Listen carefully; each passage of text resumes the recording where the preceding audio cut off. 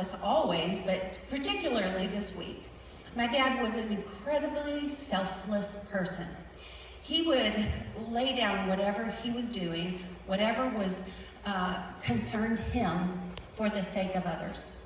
I remember so many times we'd go to restaurants, maybe not so many, but a number of times we'd go to restaurants and one of us children would reject our food for whatever reason. And he would just simply trade plates. I'll eat that one. I'm sure it wasn't his choice, but that's the way he was. He just wanted us to be happy more than he wanted himself to be happy. The many things I could name, his time. He'd be in the middle of something and drop it all to give us his attention. And those are the moments that really stand out to me as a daughter, the way he would prioritize me. And that was just evident in so many ways. The second thing I want to highlight is his wisdom. My dad was a wise man of God. And I know now, as an adult, that a person who asks a ton of questions can be annoying. That would be me. And I did not know that I was annoying because my dad made me feel like my questions were wanted. He would listen well, answer well, but you might have caught in the things I said in my prayer that my dad was also a man who pointed to Jesus. So in my younger years, he would give me the answer I was after. But as I grew older, he would challenge me. Well, what does the Word of God say about that question? What do you think the answer is? And finally, he would say, I don't think I'm going to answer you at all. I think you need to ask Jesus for the answer. So the lasting impact there, of course, as you can hear, is that he taught me how to hear the voice of the Lord for myself. What an incredible gift. I don't think I could name another gift that he offered me that's more precious than that. I'm so grateful. Mom and Dad both did this, but I just remember those conversations with Dad where he welcomed my question and then give me the appropriate answer. The next thing I want to highlight about my dad is his faithfulness. I don't remember many wet mornings where I would wake up and not find him sitting with his Bible in his chair, reading, praying, worshiping. He was a man who valued his time in the Word, probably more than anything else, and he prioritized that well. Set such an amazing example. So one of his favorite verses I'd like to read, which I feel like was a part of who he was, but also exemplifies why we saw that kind of faithfulness in him. It's Matthew 11, 28 through 30. And his favorite version was this one. It's the Message. Are you tired, worn out, burned out on religion? Come to me, get away with me, and you'll recover your life. I'll show you how to take a real rest.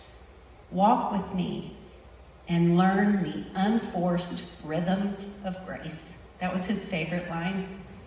I won't lay anything heavy or ill-fitting on you. Keep company with me, and you'll learn to live freely and lightly. So I believe that was his favorite verse because he was a man who lived out of a place of peace. I don't think we can put enough emphasis on that word peace. Dad was not someone who had a lot of striving going on in his heart and mind. He lived under the grace of God, and it manifested itself as a peaceful person. And what a gift we had in our home to live under a mantle of peace. I just love that about my dad. I love that he lived it, but then imparted that as well.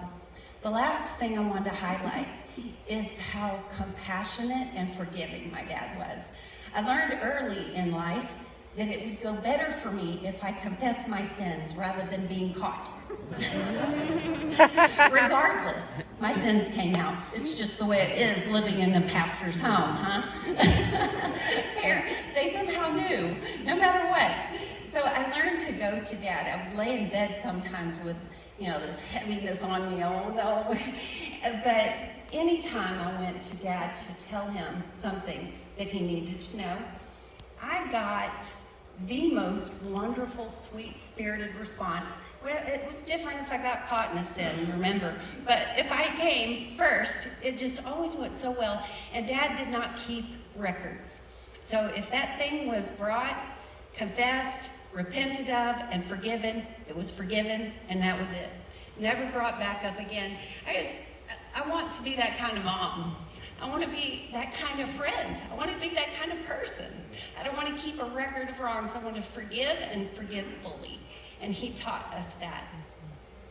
Last, I cannot sit down without a joke. So, and Dad would not want me to. I don't feel like he would want me to. So, John Leonardson shared that my dad went up to him a time or two, grabbed his tie, said, "Oh, John, what a beautiful tie. I hope you can find a suit to go with it."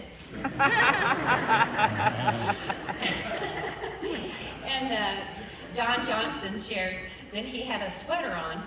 Dad told him how beautiful his sweater was, and then said, "You should keep it. Maybe it'll come back in style." And my last one, it's a little bit longer, but I'll try to make it short. This is my favorite. He had so many good jokes, I'm telling you. No one can deliver it as well as he can. I don't care what much we practice. I'm funny sometimes, but never on purpose. It's always an accident. But all right, the one I love. He was talking about a priest who went to heaven, and he was standing at the pearly gates, and the Apostle Peter met him there, said, "You know, you've been such a good, faithful priest.